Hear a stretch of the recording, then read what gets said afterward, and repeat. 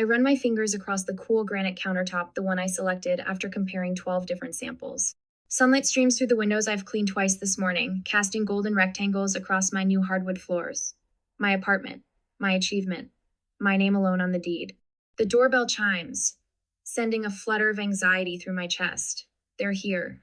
I smooth my blouse and open the door, greeted by my mother's critical gaze as she scans the entryway. Amy, darling, she air kisses near my cheek, the scent of her expensive perfume invading my space. Her eyes narrow at the modest decorations I've arranged. Couldn't you have hired an interior designer like the one Jessica uses? This place could have so much more personality. Dad steps in behind her, already checking his phone. Traffic was terrible. Is there parking validation? Jessica sweeps in last, designer sunglasses perched on her head, phone in hand. She gives the apartment a cursory glance. It's cute, smaller than I expected. It's 2 bedrooms, I reply, swallowing the defense rising in my throat. Perfect for me. I lead them through the tour I've rehearsed, pointing out features I've worked months of overtime to afford. The south-facing windows bring in natural light all day. And I negotiated a great deal on the upgraded appliances. Dad nods absently, thumbing through emails. Did you see my latest post got 5,000 likes? Jessica interrupts, thrusting her phone toward our parents. The activewear company wants to extend my influencer contract. Mom and Dad immediately crowd around her screen. Show us, Mom exclaims. Your social media is really taking off. That's my girl, Dad beams, suddenly attentive. Always knew you'd make a name for yourself. I stand forgotten by my carefully selected kitchen backsplash. I got promoted to senior manager last week. I offer when there's a lull. 3 years instead of the usual 5. That's nice, dear, Mom says without looking up. Now about Jessica's influencer collaboration. A memory surfaces. Me at 12, saving every dollar of allowance for months while Jessica blew hers on mall trips. When I finally had enough for the laptop I needed for school projects, I showed my parents proudly. That's a lot of hard work, Dad had said distractedly. That same night, Jessica came home with new designer jeans Mom had bought her just because. The scene repeats with different props as we grow. My full scholarship announcement met with distracted nods at dinner, while Jessica's barely passing graduation warranted a backyard celebration with 50 guests. Anyone want coffee? I ask, returning to the present. I've got that special blend from the local roaster. No one answers. They've migrated to my small balcony where Jessica is taking selfies, positioning herself to capture the city view I fell in love with. This would make such a cute background for my wellness series, she says, though I'd need to filter out those power lines. My parents nod appreciatively, as if she's discovered something I've never noticed. After they leave early, because Jessica has a thing, I stand in my quiet apartment, feeling the hollow victory. 3 weeks later, I'm in the dealership signing papers for my new SUV. Not brand new, but new to me. 3 years of saving while driving a car held together with hope and duct tape. The salesman hands me the keys. Congratulations, Miss Morgan, she's all yours. Pride swells in my chest as I run my hand along the sleek silver exterior. I worked for this. Every dollar earned through early mornings and late nights. When my family arrives for Sunday dinner, I park prominently in the driveway. Nice car, Dad says, giving it a cursory glance. It's the mid-range model, I explain. Good safety ratings, and I negotiated them down $3,000. Jessica circles it, her expression unimpressed. Why work so hard? I'll just find a rich husband and get everything handed to me. My parents laugh like she said something brilliant. That's our Jess, always thinking ahead, Mom says, squeezing Jessica's arm affectionately. I stand beside my car, fingers tightening around my keys as I force a smile. This moment of achievement, like all the others, dissolves into the background of Jessica's distance. I follow them inside, the familiar weight settling on my shoulders, the weight of being perpetually second best in the eyes of the people who should see me most clearly. What they don't see is the resolve hardening inside me. What they don't know is that one day they'll push too far. And when that day comes, they'll discover what I'm truly capable of. I stand in a cramped dressing room, watching as my sister twirls in her $25,000 wedding gown. The silk rustles like money changing hands, diamonds catching light at her throat. Perfect. Our mother breathes, eyes glistening. Absolutely perfect. I adjust the bridesmaid dress they've selected, a shade that washes out my complexion, in a cut that does nothing for my figure. The price tag alone could cover my monthly mortgage payment. Tyler's family has connections to everyone, Jessica emphasizes, examining her reflection from another angle. This wedding is going to be featured in 3 different magazines. Mom fusses with Jessica's train, spreading it out to maximize the dramatic effect. Our daughter has truly made it. I catch my mother's gaze in the mirror as she looks over at me. This is what real success looks like, Amy, she says, her voice honey, sweet but eyes sharp. Not everyone understands the value of making the right connections. I bite my tongue until I taste copper. Across the boutique, I notice Tyler's mother and sister exchange a glance I recognize concern masked as politeness. They see what my parents refuse to acknowledge. The invitation to Jessica's destination honeymoon arrives through Instagram. Their trip to the Maldives fills my feed for 2 weeks straight. Overwater bungalows, champagne at sunrise, designer swimwear meticulously arranged on pristine sand. My promotion email arrives the same day as Jessica's posts of her new Range Rover. Congratulations, the subject line reads. Director of Marketing effective immediately. I pour a glass of wine and update my investment portfolio spreadsheet, adding the new salary figures. The numbers grow steadily, not glamorous, but solid. Real. When I drive to my parents for Sunday dinner, Jessica's gleaming sports car dominates the driveway. Inside, she lounges on the couch, scrolling through her phone. Just ordered the most incredible Hermes bag, she announces without looking up. Tyler's bonus came through early. I set down the dish I've brought, homemade lasagna still warm from my oven. That's nice, I say. I just got promoted to director. Dad glances up from his newspaper. Good for you, kiddo. Jessica, show us the bag you're getting. 4 years later, I hear the news through a phone call from my sobbing mother. He just left her, Mom wails through the speaker. Called her shallow and wasteful. Can you believe it? After everything she's done for him. I grip my phone tighter, thinking of the luxury vacations, the wardrobes of clothes with tags still attached, the sports cars traded in yearly. What exactly happened? Tyler stood at the door with his suitcases, Mom says, her voice cracking. He told Jessica he couldn't support her endless spending anymore, that she'd never understood the value of money or marriage. She tried to explain that she deserves nice things, but he just walked away. I stare at my expense tracker app, decades of careful decisions reflected in neat columns. The divorce papers cite irreconcilable differences and financial irresponsibility. Mom spits the words like venom. His lawyer is being absolutely ruthless about the prenup. She's getting practically nothing, Amy. Where is she staying? I ask, though I already know the answer. Here, of course, Mom says, as if it's obvious. We've kept her room exactly as she left it. She needs our support right now. My hands tremble as I open the email 3 times to confirm I'm not hallucinating. Congratulations, Amy Morgan. You're the winner of our European Dream Vacation contest. Your entry showcasing innovative marketing strategies has earned you an all-expenses-paid trip, valued at $15,000. Experience 2 weeks across 5 European countries. I dial my parents' number, excitement bubbling in my chest. For once, I have something extraordinary to share. Mom, Dad, you won't believe this. I entered a professional contest months ago and just found out I won a $15,000 European trip. I'm going to see Italy, France. Oh, sweetie, Mom interrupts, her voice shifting to the tone she uses when explaining difficult concepts to children. You should give that to Jessica. She needs to heal right now. The excitement freezes in my chest. What? Your sister is devastated, Dad chimes in. A trip like that would really help her recover from this trauma.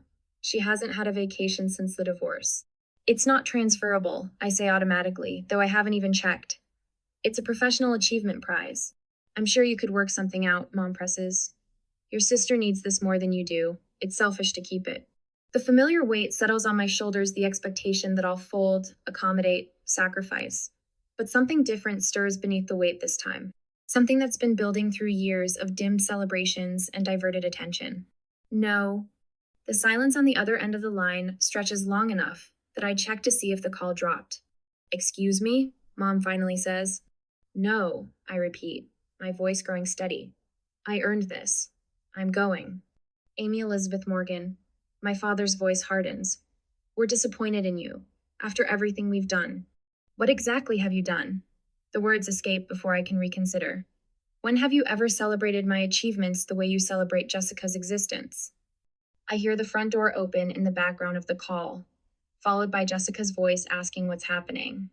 Your sister is being selfish, Mom explains loudly. She won a European trip and refuses to give it to you. Jessica's voice comes through clearly, shrill with indignation.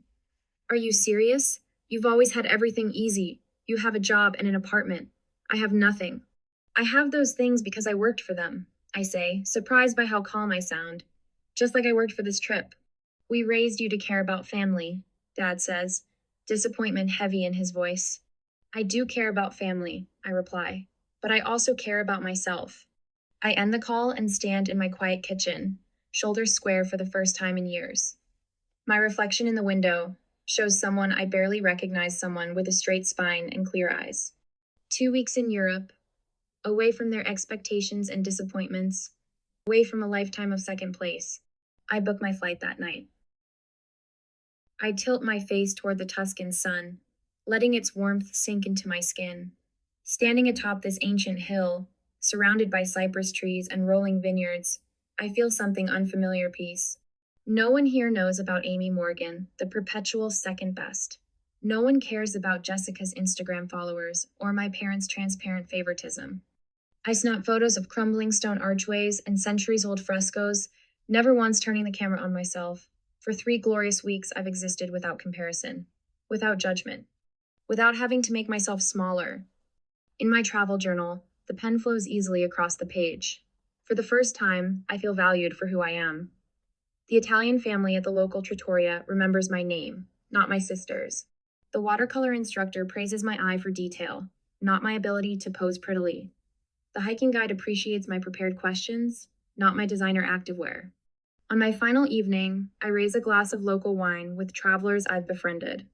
To building a life on my own terms, I toast. The words taste like possibility. My key turns in the lock, luggage heavy in my hands. 15 hours of travel has left me craving a hot shower and my own bed. But the moment the door swings open, something is wrong. Unfamiliar shoes designer stilettos I'd never waste money on litter my meticulously organized entryway. A silk blouse that costs more than my monthly grocery budget is thrown carelessly over my sofa. The air smells ranch expensive perfume masking something else, something sour. Hello? I call out, voice sharper than intended. The bathroom door opens. Jessica emerges, wrapped in my robe, hair dripping onto my clean floors. Oh, she says, barely glancing up from her phone. You're back already? My throat tightens. What are you doing in my apartment? She shrugs, scrolling through social media. Mom and Dad gave me a key. I needed somewhere to stay. They're on speaker, actually. She gestures toward the phone on my kitchen counter. I drop my bags and stride across the room. Mom? Dad? Why does Jessica have a key to my apartment? Amy, don't make a fuss. My mother's voice crackles through the speaker. Your sister needed somewhere to stay while sorting things out. Your place was just sitting empty. My place wasn't sitting empty. I was on a trip. A trip you should have given to your sister. My father interrupts. She needed it more than you. I press my fingers against my temples. Where's all my stuff? My bedroom. I moved some things to make space, Jessica says, examining her manicure. No big deal. My heart pounds as I scan the apartment. Family photos rearranged. My books stacked haphazardly in corners. Cabinet doors left open. Contents reorganized to make room for Jessica's organic specialty foods. A horrible thought strikes me. My car. I need to check on my car. I grab my keys and rush out, ignoring Jessica's eye roll and my parents' voices calling after me. The elevator seems to crawl. My hands shake as I punch the button for the parking garage. The space where my SUV should be space 247, where I've parked for 2 years, is empty. A cold weight settles in my stomach. I dial my parents, pacing the concrete floor. Where is my car? I demand when my father answers. Now, Amy, don't overreact.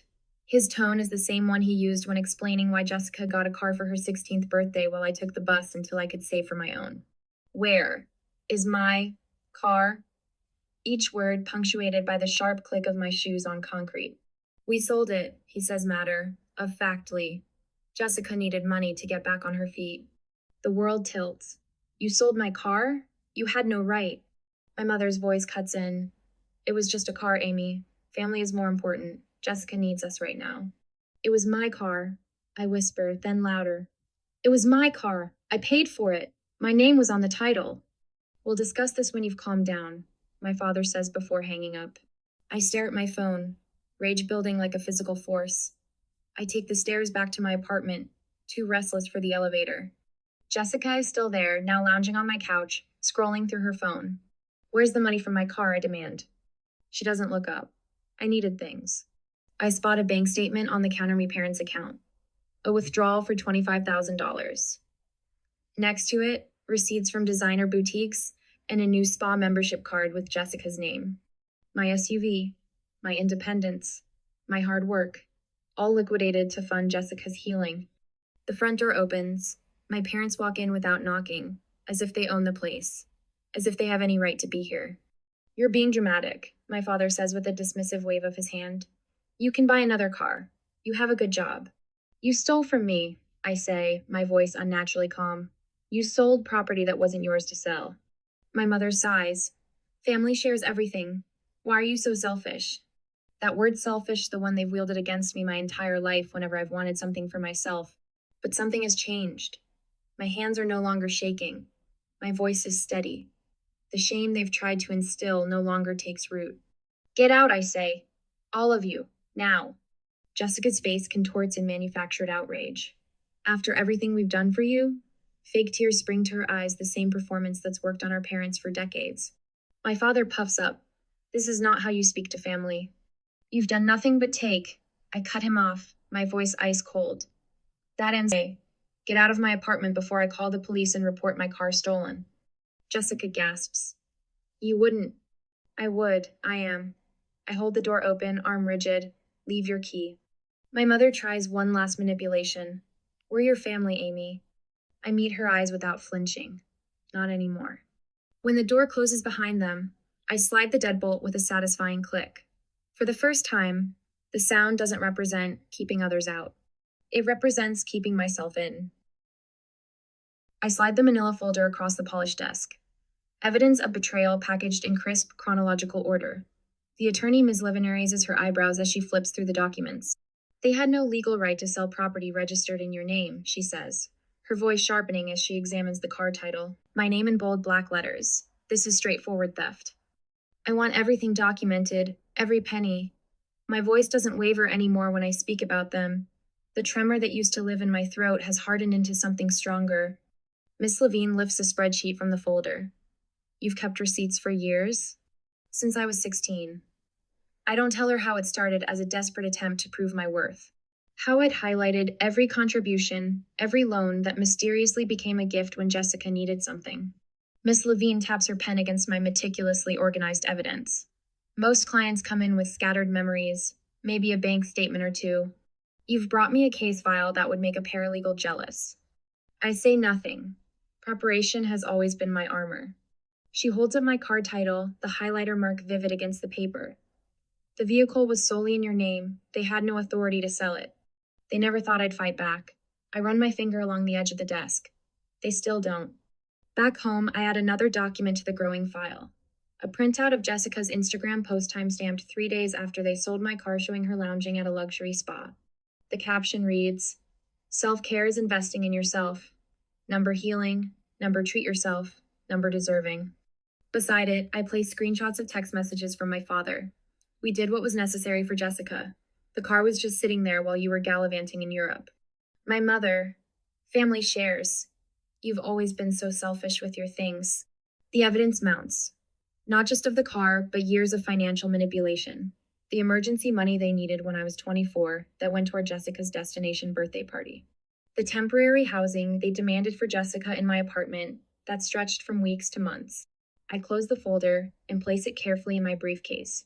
Tomorrow, they learn what consequences feel like. The sheriff is punctual. I stand in my living room, arms crossed, as he knocks on my apartment door.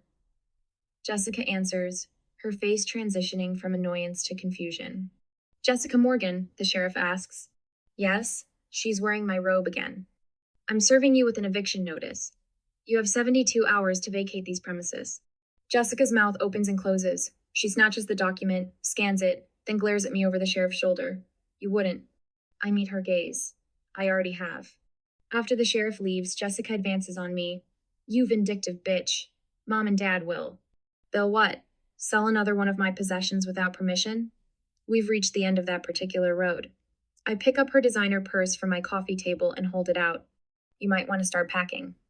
3 days later, I stand in the doorway, arms crossed, as Jessica drags her overloaded suitcases across my hardwood floors.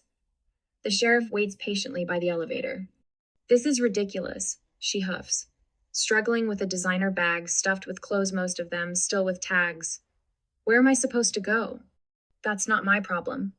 My voice sounds different even to my own ears, unburdened. Jessica pauses at the threshold, mascara smudged beneath her eyes. Mom and Dad will never forgive you for this. I'm not asking for forgiveness, I'm demanding respect. I don't move from my position. The sheriff checks his watch. We need to wrap this up, ma'am. Jessica's face contorts with a familiar tantrum brewing, but for once, she has no audience willing to indulge it. She yanks her suitcase over the threshold with a dramatic sob. The sheriff guides her toward the elevator with professional detachment. I close the door as they disappear from view. The silence in my apartment feels like a physical presence, clean and untainted. My father's voicemail plays on speaker while the locksmith changes my locks. You wouldn't sue your own family. We raised you, paid for your. I stop the recording and add it to my evidence folder, nodding to the locksmith as he hands me new keys.